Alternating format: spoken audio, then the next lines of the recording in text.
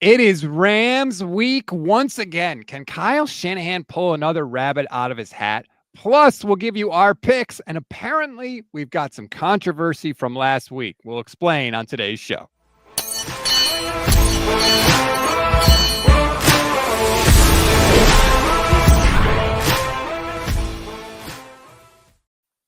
What is good, everybody? Welcome to another Gold Standard podcast, part of the Pro Football Insiders. I'm Rob Stats Guerrera alongside Michelle Majuk. Michelle, how are you on this fine Friday? Hey, I'm good until you just annoyed me before we got on here by not believing me, but we can talk about that in a second. I do have my mimosa, and it is a big one today. It's a big boy. Yeah, despite having the world's biggest mimosa, you're in a cranky mood because of some controversy with the picks, which we are going to get to later in the show, as we always do on Fridays. But before we dive into the picks, let's just break down this matchup. It's a huge game in the NFC West. It is a huge game in the NFC in general. Niners, Rams. Niners got the win, of course, a few weeks ago.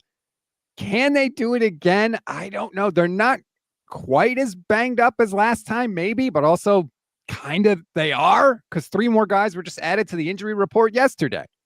Yeah, I mean, now they don't have Fred Warner like they did. They don't have, they're struggling on the defensive line with so many injuries.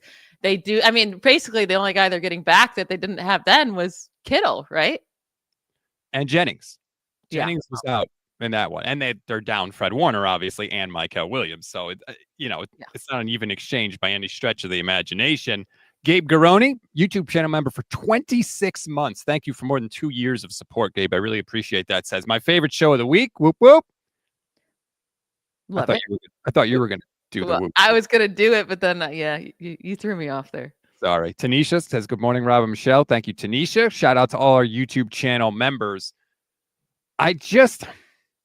I don't know how to break this one down. I sat here this morning and I was like, what am I going to say about this game that I haven't said all week? Because I don't want to just keep repeating myself over and over again. This is what worries me. For whatever reason, the first time they played this season, the Rams were like, hey, we'll give you the short passes, Mac Jones. We're going to give you the short passes. And they did. And he cooked them. It was just drop back, 1 foot on the ground, bam, just completing passes to Bourne. It was almost easy, the offense for the 49ers. They jump out to the 7-0 lead, and they jump out to the 14-0 lead, and they never had to play catch up or never really sweat it out from a being behind perspective. Obviously, I know the game got close. I don't think the Rams are going to do that this time. I think they're going to say, we're bringing our corners right up to the line of scrimmage. We're not giving you the easy completions. We don't think you can protect long enough to hurt us on the back end. And I kind of agree with that. Maybe, but I do think so. It looks like Brock Purdy. Who even knows what's going on with Brock Purdy? I do think maybe Mac Jones is the better play this week anyways, because Mac Jones is getting the ball out of his hands at the 4th highest, fastest rate among all qualified quarterbacks this year.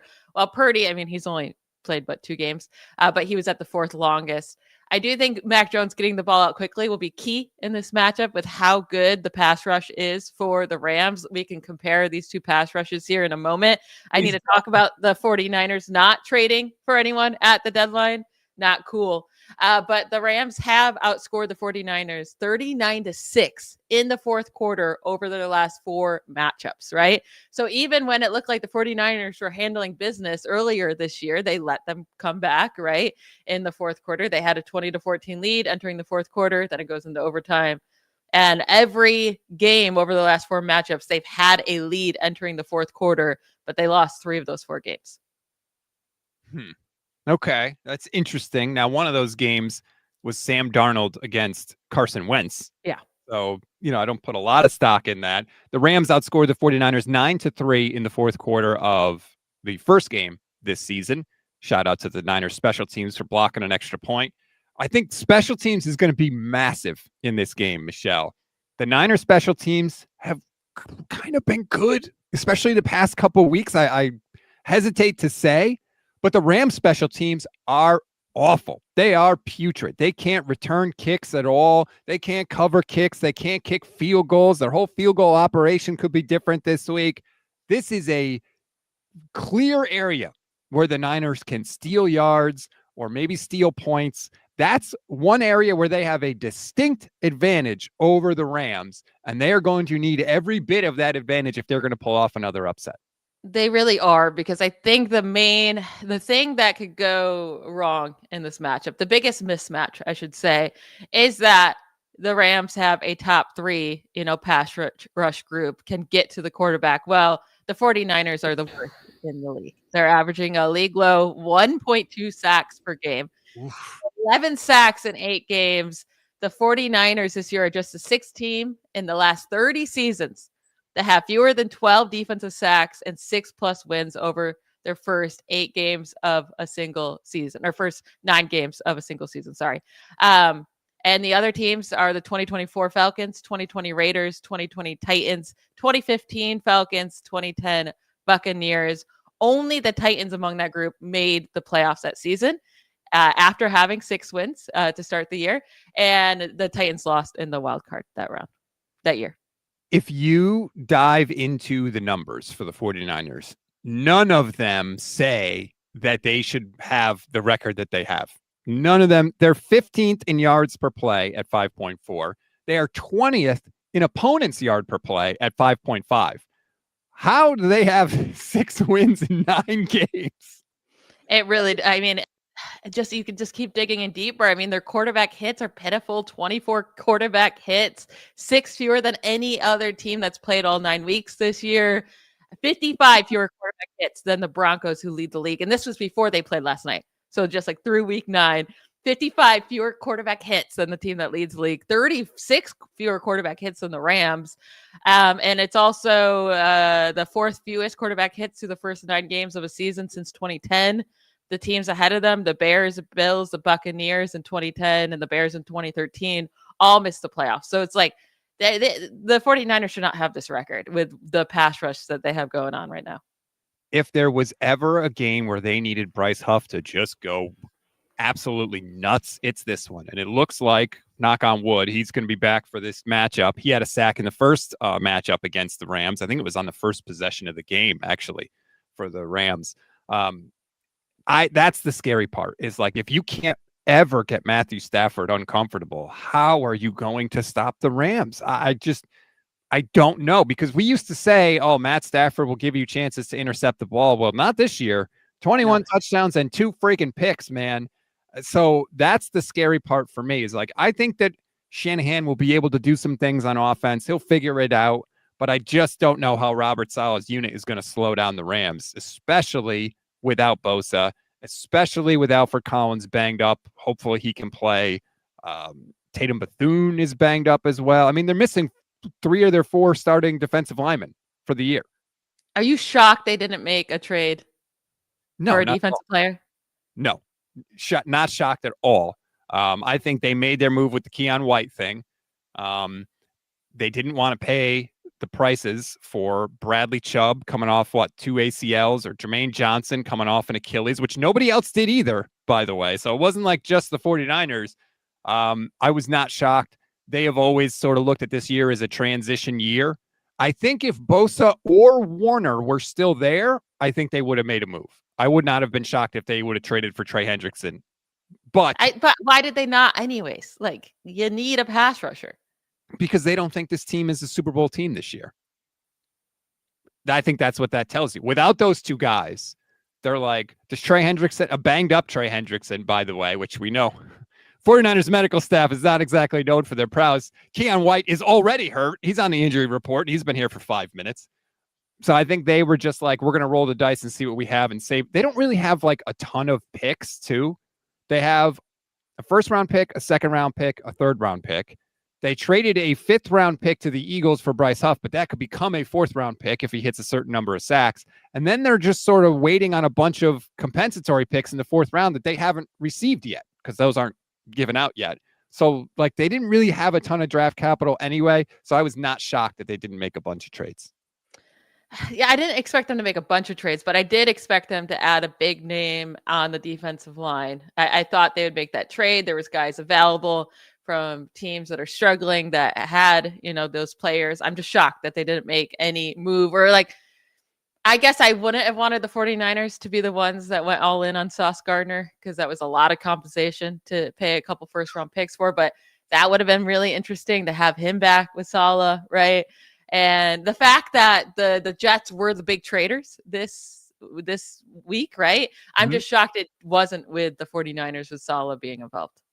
I think that the Niners tried. I mean, I'm sure they talked to the Jets. Everything we've heard is that they did, but the prices were just too high for them. Quinnen Williams would have been an insane get, and it wouldn't have been just for this year, right? Like you would have been building around him on the defensive line for years to come. He's still so young. So it wouldn't have been like, oh, we're just renting him. Like, no, he already has his contract. You would have gave up a first round pick. Cool to get the best run defender in the league. He has the highest run defensive grade in the league. And then also a good pass. Like he would have shored up that interior defensive line that they've been struggling to figure out. Yeah, I don't know if I would have made that deal. What did they give up? A first round pick and a second round pick, right? Yeah, I would have done it easily. I don't know. Plus, he's going to want more money. Why? So they can go get a Kyle Williams next year? Plus, you just drafted. You're so worried about losing out on Kyle Williams and all of those great first round picks they've had. See, but that's the attitude. Like, yes, they've had some misses. So does that mean they should trade all their first round picks forever? Because I've seen a lot of fans talk about that. Like, you know, everybody howls about how they need to spend their first round picks on the offensive line, yet they should have traded those first round picks for Quinnen Williams. It's like, well, what the hell? You can't do both. And if you want them so desperately to draft offensive linemen, why do you think those guys are going to be good if you're spending all this time saying, oh, look at all these bad picks they've made in the draft? Well, they won't take an offensive lineman anyways, and they keep missing on the draft pick. So yeah, I mean, it would be preferred that they could hit on a draft pick. That'd be super cool in the early rounds, but they're struggling to do that. So in this time, when you have a massive hole on the defensive line, and you can fill, I mean, he fills your issue at both run defense and pass rusher, and he's so young, and he's already under contract. That's not like astronomical compared to an edge rusher, that's for sure. I think that would have filled a lot of needs for the future as well, and it would have been huge. So I would have definitely done it if I was the 49ers. I was not surprised. I think they look at it as we're going to have Alfred Collins there. We're going to play Micah Williams on the inside a lot. Yes, Quinnen Williams would have made them better. No question about it. Well, they already knew about Micah Williams being hurt out for the year before the trade deadline. But I'm saying they're planning on next year. I mean, beyond this year. And I think they look at it as, yes, we could have done that for Quinnen Williams, and he would have made the team better. No question about it. But is Quinnen Williams, with the guys that they have, giving the 49ers a better team than Alfred Collins and Michael Williams on the inside, plus a first-round pick and a second-round pick, maybe on the offensive line, maybe, you know, in another area of need for the 49ers? I don't know the answer to that. It seems like the calculation they made is that they'd rather have the picks. Silly. I would have done it. Well, they did not do it, and we don't have Micah Williams, and we don't have a lot of defensive linemen against the Rams.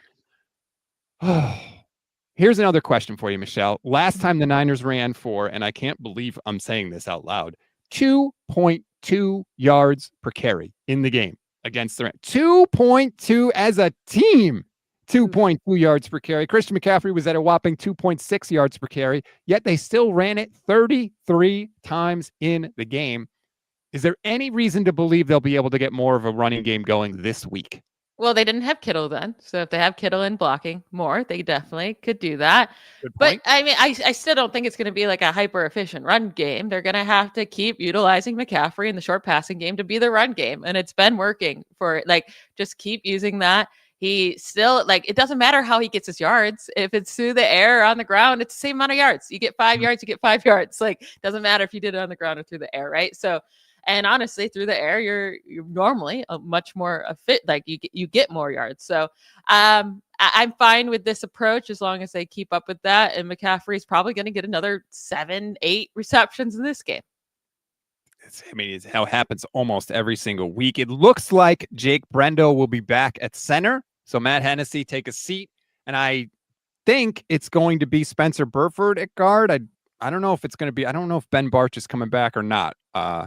I got to double check that, but Maybe their offensive line is in a little bit better shape. Dominic Pooney looked like he was sort of a little healthier. Maybe he's feeling a little better too. That would be a big help because God knows this is the week you're going to need it with that Rams front. If they can get anything going, I mean, even if they could get to 3 yards per carry on the ground, I would be happy because you need to keep the ball. You need to hold the ball. You need to sustain drives. You need to move the chains because you have to keep Matthew Stafford off the field.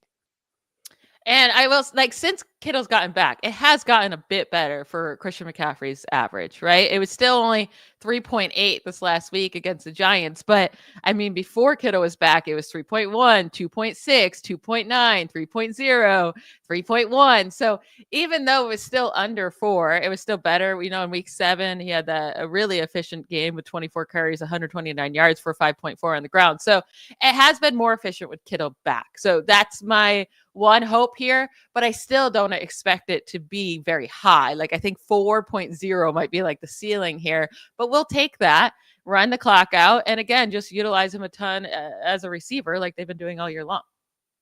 So Barch has been a full participant in the first 2 practices of the week. His practice window opened last week, so we'll see, but they could have a reinforced offensive line.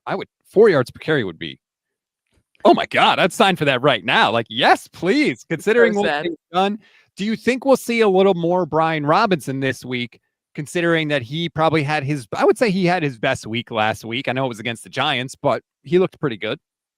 Sure. I don't know. I don't think that would be ideal. I don't want to be taking Christian McCaffrey off the field. Also, McCaffrey makes teams nervous. Are you going to do a screen game? Are you going to give him a short pass? It's not just, I feel like when Brian Robinson is on the field, it's okay, well, they're not going to pass to him. So it's probably going to be a rush. So I would much prefer them to just stick with CMC, give him a super heavy workload. Astro says, I just want to see a failed inside run to Juice on 3rd and 1 for Rob's reaction. Don't you put that juju out in the world, Astro. Do not do it. We have seen that movie before. God, no, thank you. No runs to Kyle Juszczyk under any circumstances. I don't care if Christian McCaffrey and Brian Robinson are out of the game and Guarendo's out of the game. No circumstance should Kyle Juszczyk ever run the football, period. I'm with you. But also, can we talk about Deebo Samuel stinking in the Commanders? Are you shocked by this? No, I very much am not shocked by it. But he started off the season, looking pretty good. So there was some hate towards people who were hating on Deebo Samuel. But he's back to his old self. I do miss him this week, though. Deebo against the Rams. Oh, yeah, I missed some of those. Actually, for some reason today, I watched the highlights from the Niners-Eagles 2023 when Deebo just took that game over and they went into Philly and stomped them. That's one of the frustrating things about this season, though. In that Philly game, they had so many big explosive plays, and they just have not had those this year, whether it's on the ground or even in the passing game. They don't. Now, Kittle is back, so maybe this will change, but they haven't had a guy that can just bust out with a 45-yard touchdown play. Those plays are massive. You score a touchdown, obviously, which is always important. You eliminate the wear and tear on the offense. You demoralize the defense. The Niners have just not had any of those, and I don't know if they're going to get one. I sure would love to see it. This would be a perfect week for it. And neither of their running backs are going to get that. Christian McCaffrey's not one to break off a 40-yard rush, right? Maybe you can do it in the passing game, and Brian Robinson Jr. definitely is not. Now, Kittle could be that guy, but they're not using him this year with Mac Jones. That's for sure. Mac Jones and him just do not have the connection that he and Purdy has. So, Kittle's being underutilized, and that's your one big play threat. And we'll see when Ricky Pearsall can ever get back. How was he not put on IR? I don't understand. How is Purdy not put on IR? I don't know. That whole thing is infuriating. The Pearsall thing, especially. Coleon 30 FPS on Twitch. Shout out to the Twitch fam. Says, hopefully Jordan Watkins can be the big play guy. I keep hoping for it week after week. I certainly would like to see him get more than one target. How about that? Can we maybe start small? How about we give him more than one target? Forget the Kendrick Bourne targets, okay? Give him to Jordan Watkins.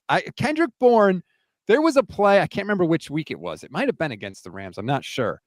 But he gets opportunities, he gets schemed open to the point where if he had any speed whatsoever, he might actually be able to take it to the house, but he doesn't, so he gets caught. Give those targets to Jordan Watkins, and let's just see what happens. And Demarcus Robinson stinks. Yeah, I thought he would be just more of a solid contributor, and he just really hasn't been at all. I know he was suspended for the first 3 weeks, but I mean, he's got as many bad plays as good plays, and he didn't have that many good plays either.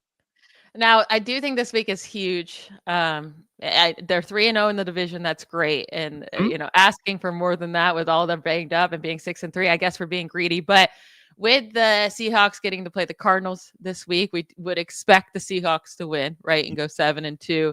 They need to stay up there. Like, if they lose this game, fall to 6-4, you're now 2 games back behind the Seahawks, even though you beat them. But so you only have one more game against the Seahawks. I think that's going to hurt, and that's going to hurt their chances to win the division. Now, it still would put them in a fine spot to make the playoffs as a wild card team, even if they lose. But if they want to stay in this divisional race, they got to win this game. It's a massive swing. And then if you do somehow win it, then you're 7-3. You're 4-0 in the division. You're 7-1 in the conference. Right, 7 conference wins. It is amazing the position that you would put yourself in. Now, look, for the record, I picked the Rams. Jake Ellenbogen, I did a show with him. He's a Rams content creator. I picked the Rams. I picked the Rams last time too, and I was dead wrong. So if maybe that'll make you feel better about it. That I don't know what I'm talking about, but you have. Let me just check real quick because I want to double check. You have 4 games left before the bye week: Rams, Cardinals, Panthers, Browns. If you just go 500, you're 8-5 at the bye. You're still in great shape. So if obviously you'd love to win this one. If you had to pick the game to lose, you'd pick Cleveland, obviously, because that's an AFC game, and you'd pick Carolina because you want the wins in the division. But if you Carolina's 5-4 though, looking for that wild card spot. I don't think that's a team you want to lose to, and they get the Saints this week, so they'll be 6-4, probably. Well, who knows? I mean, who knows what Carolina team is going to show up week to week, but. If you can just go 500 through the next 4, you're in such good. Then you're coming off the bye week and you've got 8 wins and you have Tennessee, Indianapolis, Chicago, and Seattle to finish out the season. That would be my goal if I were the 49ers. Of course, you'd love to go better than that. You'd love to go 4-0, but I'm just trying to be realistic here, Michelle. That is what my sights are set on. I mean, I want to go 3-1. I want to go 4-0, but I think 3-1. I actually could see them the one game they're losing at Cleveland because I feel like that's just what they do. It's an early body clock game. It's in Cleveland. Kyle Shanahan always struggles against Jim Schwartz, in that defense. How the hell is anybody going to stop Myles Garrett? And I mean, nobody stops him, and the 49ers certainly can't. So, yeah, it's an interesting. And at that point, they might be, well, wait, is it next week? Is what next week? The Cleveland game? No, it's Arizona next week. Then Carolina, then Cleveland before the bye. It'd be interesting if they finally put in Sanders before, that game. Because Dylan Gabriel's not it. So Shedeur Sanders maybe will be facing the 49ers. Hey, I'll take that. Give me Shedeur Sanders in his first career start against Robert Saleh. Yeah, I would sign for that. That would help. First career starts are kind of scary to go against, though, because you don't have the film. You don't know what they're going to do. You don't know the game plan. And that's normally when they look their best. Could be. Knowing us, it probably will be. But, the tension in this one. And, Kyle said something this week that I thought was really interesting. They asked him, on the radio, Sean McVay so well, and how do you plan for that? And he was basically like, he's like, this is one of the easier planning weeks because they know them so well. He's like, these games never change. They're always the same. I know what they do. They know what we do. And I think it's the opposite for Sean McVay. I think Sean McVay is like, oh my God, we got to prepare everything. We got to be ready for anything because who knows what Kyle Shanahan is going to do. And I think that Kyle's approach is a lot better. He's 10-7 against the Rams in his career, but he's 9-4 since they actually got good in 2019. And like I said earlier, one of those 4 losses was Carson Wentz and Sam Darnold. So you could throw that one out the window. That I do kind of agree with Kyle, is that like, we know what this game is going to be. We don't have to over prepare for it. I just don't know if they can stop it.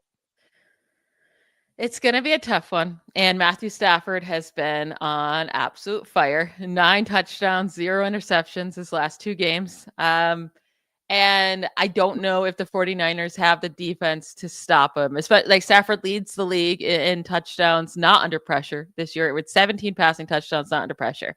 So if the 49ers can't get that pressure on him, which they will not be able to do, and Yeah, and then go against Puka and Adams and Kyron Williams, who actually normally really beats up on this team. Surprisingly, through the air, too. He's not even a big receiving back. But this is going to be a hard game. It will. They're going to have to put up at least 25 points to win this game. And I think you're going to need something weird to happen, right? Like we saw the Alfred Collins forcing the fumble at the 1 yard line, the blocked extra point. If this is just a regular game, that's not going to cut it. The Niners need some weirdness, and I don't know what that could possibly be. Maybe a big mistake from somebody on the Rams or a fluke play. You know, the ball gets tipped, but the Niners make an intercept. Something. They're going to need something like that, and they could get it. We saw the weirdness happen in the first game. But that's going to be the difference, I think, because otherwise, if it is just a straight-up game with no turnovers, that's not the path to victory for the 49ers. It is not. They're going to need, just a good special teams play here or there, some turnovers, make Stafford, I don't know. I feel like he's due for an interception, right? He doesn't go this long without an interception. He's a turnover machine. So let's get an interception, too. The Niners have one. I know. One. Oh, God. B-Mails 1987 asks a fantasy question. Michelle, another one, please. Downs or Shaheed?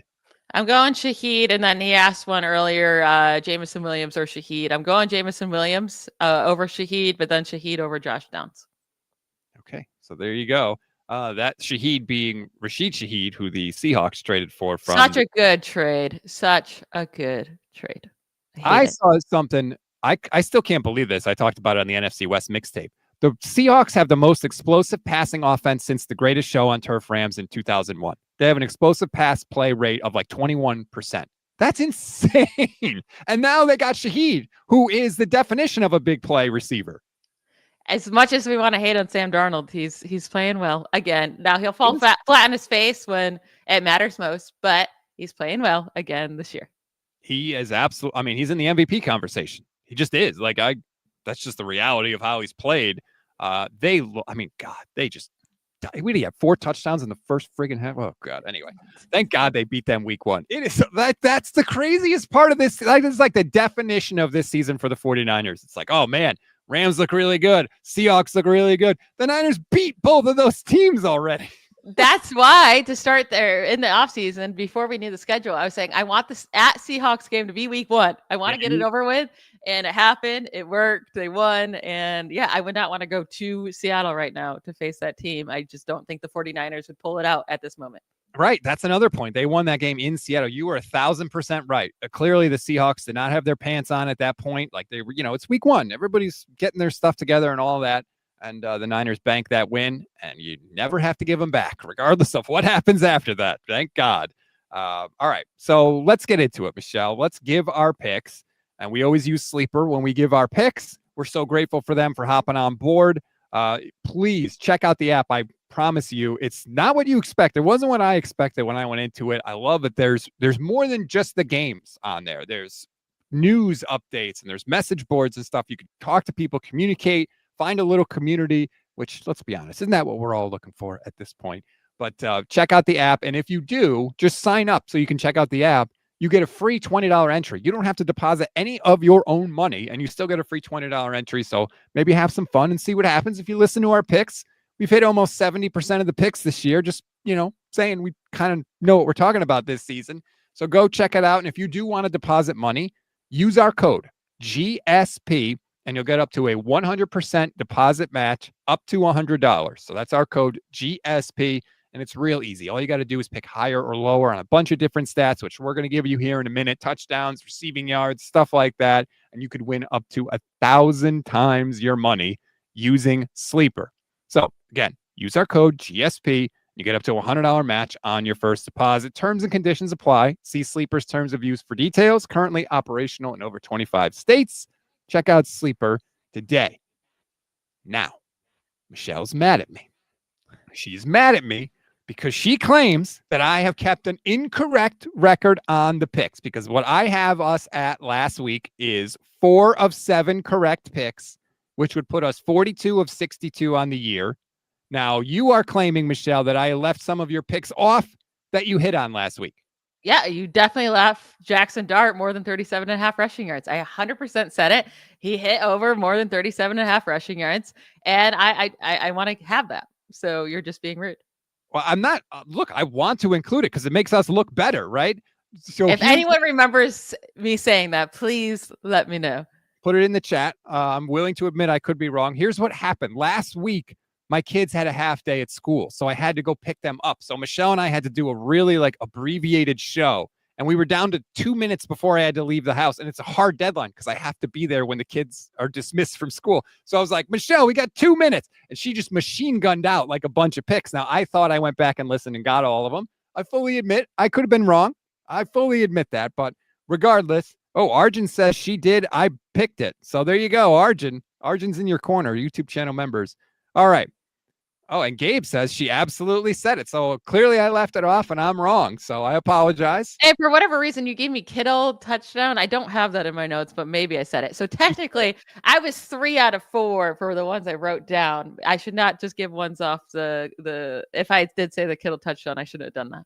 What, you think I'm making it up? You just made up that I didn't give one. So who knows? It was probably you who said it. I made a mistake. Remember, you texted me earlier in the week and you were like, I got to stay away from the touchdown picks. Yeah. Well, because you told me I took it. I will say on the Wandell one, I'm so annoyed because he had 9 receptions. I mean, come on. I should have taken his 5.5 receptions, not worried about the efficiency, but 9 receptions, you can't get 51 receiving yards. Absurd. So there's a lot of picks that I think are really interesting this week. Not all 49ers picks, by the way. Some of them are Rams picks. What is the one you feel most confident on? I mean, every single week we have to give this one first because it has not lost at all this year and it's not going to lose. It's just not going to lose. It's Christian McCaffrey sitting at 49.5 receiving yards on Sleeper right now.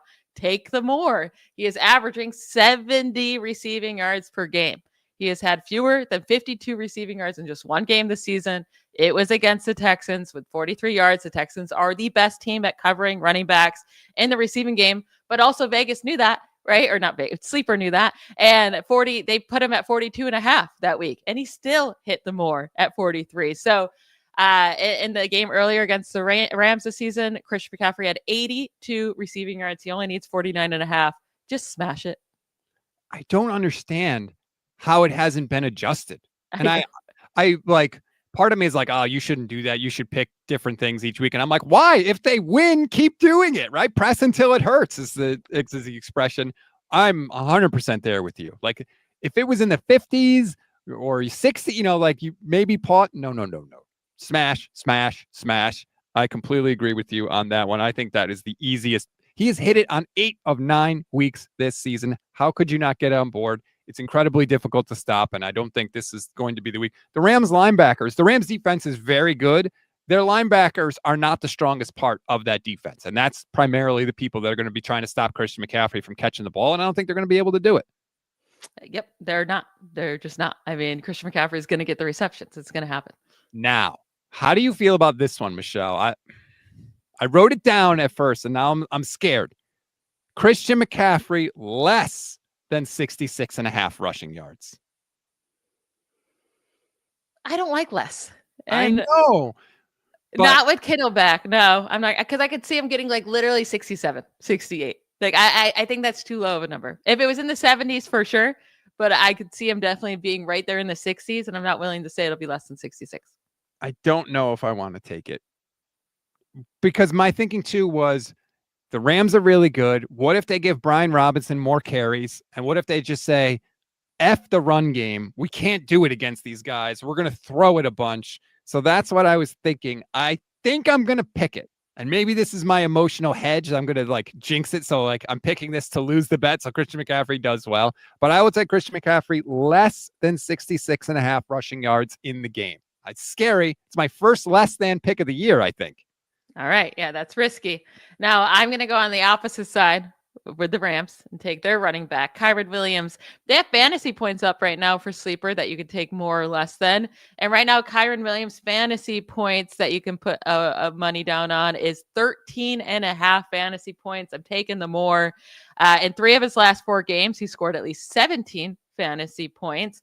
And then he's only played 4 career games against the 49ers. These are his fantasy points. Earlier this year in week 5, he scored 31 fantasy points against them. Again, he needs 13.5.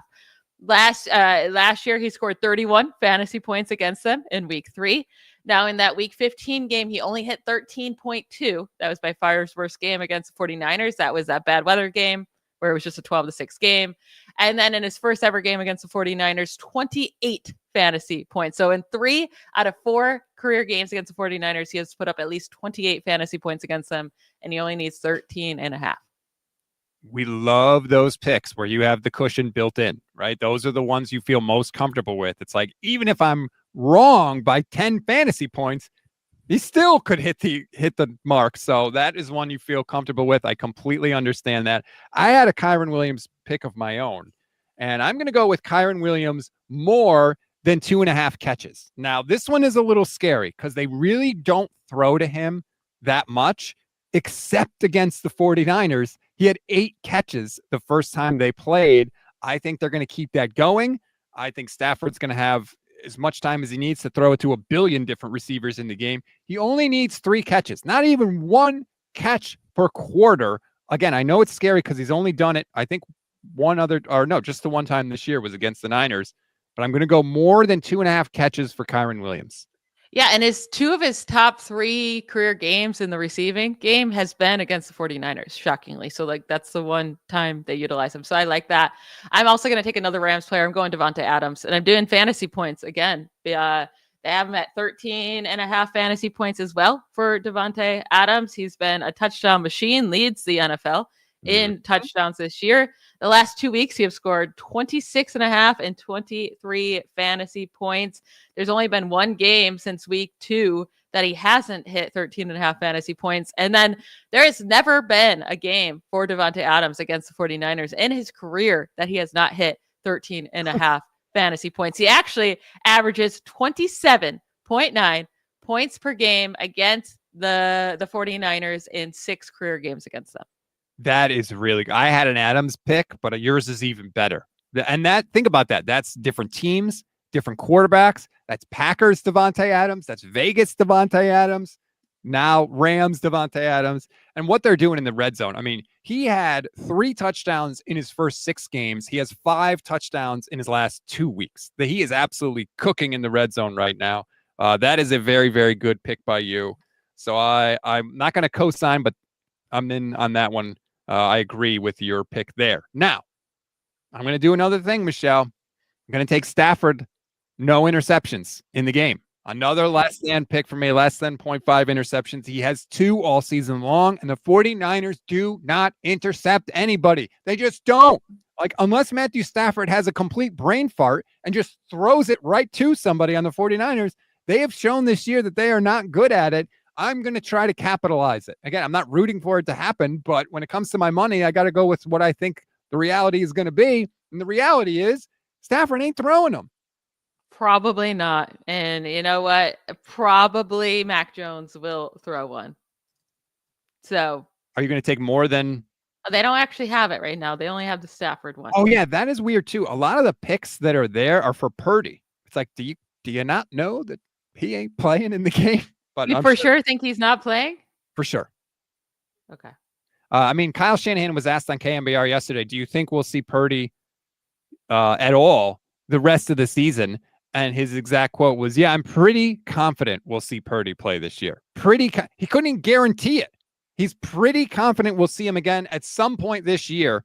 He ain't playing this week. I don't think so. And I don't think, by the way, having him suit up as the backup is ridiculous. It makes no sense. It's a terrible look. And I really hope they don't. If he can suit up to be the backup, he should be starting the game. Yeah, I mean, I agree. It is wild that they have Brock Purdy's everywhere. Now, if Brock, so right now, Brock Purdy on Sleeper is at 249.5 passing yards.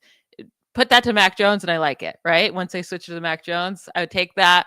Rams are a good run defense. We don't expect them to be able to run a lot, like you just said. So they're going to have to pass a lot in this game. And I do think Mac Jones has been thriving in the passing game. The 49ers have just been killing it in passing yards per game this season. So I'm taking the more than 249.5 passing yards for Mac Jones. And then right now it's at Brock Purdy. So just wait until it switches. Is there a number that you like? What if they put it higher for Mac Jones? Was there a number where you would shy away? Is that like your limit, 249.5? I don't think they'd put it higher than 250. And he has only hit, wait, hold on. Let me try to pull it up right now. So against the Rams last time, he hit 342. It was wild. I mean, he threw it 49 times in the game. Yeah, and I hit the week 7 and 8, were down for him, but those were against two of the best pass defenses in the league, in the Falcons and the Texans, 152 and 193. The other games this year that he started, 279, 284, 342, 347, and then last week 235. But the Giants are an easy run defense. I'm gonna stick with the 250. Like I wouldn't want to go much more than 250. It is crazy with all the quarterback issues and all the injuries that the 49ers have had. They have the 5th best passing offense in the NFL, 255 yards a game. That is wild to be. So that one scared me a little bit, but I see where you're going with that one. And then the last one, I'm going to I'm going Eddie Pinheiro, more than 1.5 made field goals. Like he hit it again last week, whether it's one of them is 54 and he's got to kick a line drive that like scrapes over the crossbar, whatever it is, man, they go through. And that is a long-term play for me. I'll probably take it in every game the rest of the season. If he's healthy and kicking, it's a moneymaker. I mean, you've been doing great on that. So I like it. Keep going with that. I don't have any more left. Those were all of mine. Yeah, well, we keep saying we're going to pick less, and then I feel like we're like, oh, here's 7 more picks for you, and come out every week. I think I picked 4 this week, right? I think 3 to 4 is a good spot. Okay, so let's do this then. I want to make sure. I don't want there to be any controversies. You have Christian McCaffrey more than 49.5 receiving yards. Yes. Kyron Williams more than 13.5 fantasy points. Yes. Devontae Adams more than 13.5 fantasy points. Yes. Mac Jones more than 249.5 passing yards. Yes. Now, here's a question about the fantasy points. What is the scoring system and how do you know? It should tell you right on the app. I'm pretty sure it's full PPR. Okay. So that's nice. Because that's important, especially, if you're going to do a wide receiver. My 4 picks that I have are Christian McCaffrey, less than 66.5 rushing yards. Kyron Williams, more than 2.5 catches. Matt Stafford, 0 interceptions. And Eddie Pinheiro, more than 1.5 field goals made. So he has to make 2, not just attempt 2. He has to make 2 field goals in the game. I like mine so much better than yours.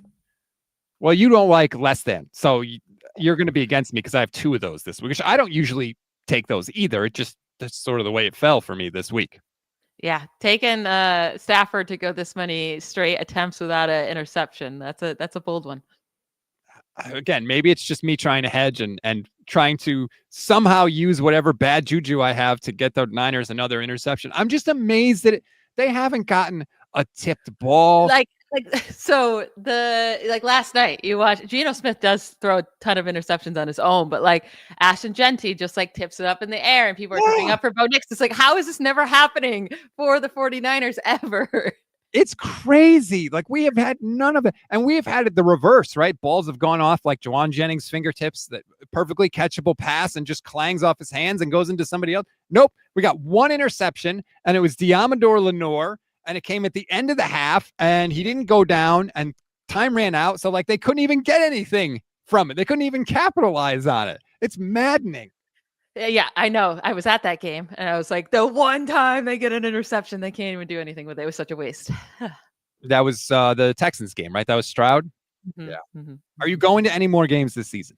I think I'm going to go to the Bills-Texans Thursday night game here in a couple of weeks because it's Thursday night here, so it'll be fun. I'll be rooting for the Bills, though. I've never seen Josh Allen in person. That will be sick. Yeah, that guy's friggin' unbelievable. What a dud last night was, by the way. Oh my God. I hate when we have to watch those. I end up just like putting it. I have 2. We bring out a different TV in case it's a dud when it's just a 1 game. And then we put on some TV and just have it on in the background, muted. But gosh, what a bad game. I mean, can we say Bo Nix sucks? Like, is that? So on the Analyst in the Armchair podcast this past week, we recorded on Wednesday, we gave our biggest pretender of the year, and I said the Broncos.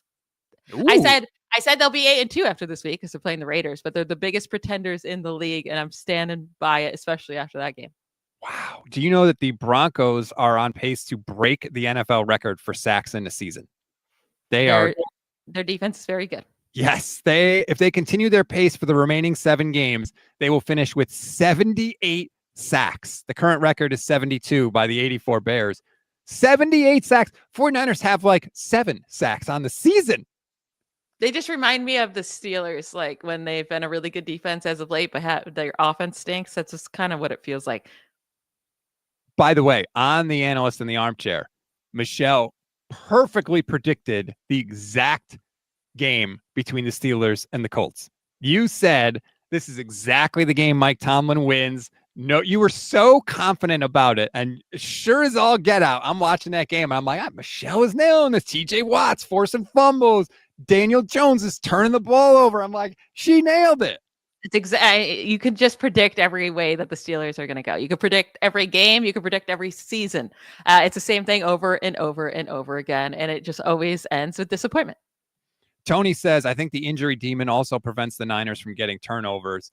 We have seen them lose a significant starter in pretty much every game and definitely all the wins.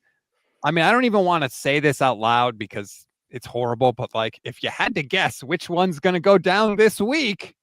Stats, get out of here. I know. You know, as soon as it came out of my mouth. Oh, get salt and put it behind your back. Please. At this point, nothing we've done matters. It's crazy. I just hope it's not. Like I could feel it last week in the instant reaction show. They won the game, but people were just, I had this cloud hanging over you because we saw what happened with Michael Williams. It's like we haven't gotten to enjoy end of the game. Even week 1, right? Purdy and Kittle. Like, we haven't had one of those just kind of like feel good wins. This would be a hell of a week to start. And I just want the team to come out and tell us what in the world is going on with Purdy and Pearsall. And if they're not expected to be back anytime soon, why are they still not on IR? What is happening? I continue to say I think they've done Ricky Pearsall dirty because they keep making it seem like he could come back any week. And then when he doesn't, people are like, this guy should be back. What the hell? It's like he's getting injured all over again. They should have just put him on IR immediately and said, hey, it's a PCL injury. It's a long-term thing, and we don't know when he's going to be back. But they haven't done that. And no, instead they called it a minor one. Minor. It sucks because he was so good. It was such a joy. Like the Pearsall over was another one of our picks for receiving yards that we would take every week because he was crushing it. Yeah, well, it would be great to have some fun on this team, but every week someone else has to get hurt. Let's hope we put a stop to it this week. Can we just there's no one left. There's no one left. Like the starting defensive line is all gone. D. Winters has got 2 knee injuries. He didn't practice. He might not go. Fred Warner is obviously already gone. Like, damn, man, we can't replace everybody on the team. And somehow they're finding a way. As Heineman says, Christian McCaffrey is the last man standing. We'll see if he can keep that going this week. That's going to do it for this edition of the show. Thank you, everybody, so much for watching. We appreciate it. Like this video. Please subscribe to the channel. If this is your first time watching, thank you. We make our picks every Friday. That's what we do every single week. We're live after every 49ers game, so you can hop back on here immediately at the end of the game. And me and Levin Black will be live for the instant reaction show. You should definitely come and check that out. And if you want more NFL talk, like Michelle said, check out the Analyst in the Armchair podcast. You also do a fantasy podcast, Locked On Fantasy. So Michelle is all over the place if you need more Majuk in your life. Yeah, I also do a Sunday morning show now as well. Start-sit decisions for fantasy football from 10:30 to 11:30 Central Time. So you guys can figure out that time in your area. Guess where Michelle lives. Yeah. But you can you find me on YouTube on the Locked On NFL Network. Oh, so that additional show you just mentioned is on the Locked On feed? Yeah, it's on the Locked On feed. I posted on Twitter. It just started last week for the first time. So I'll post the link on Twitter if you follow me. But also, if you just follow the Locked On NFL YouTube, you'll see it there as well. Michelle is on X at Ball Blastem, in case you don't already know. So that's where you can go to check that out. I'll retweet it as well. Thank you, everybody, for watching. Go Niners, and we'll talk after the game. Bye, y'all.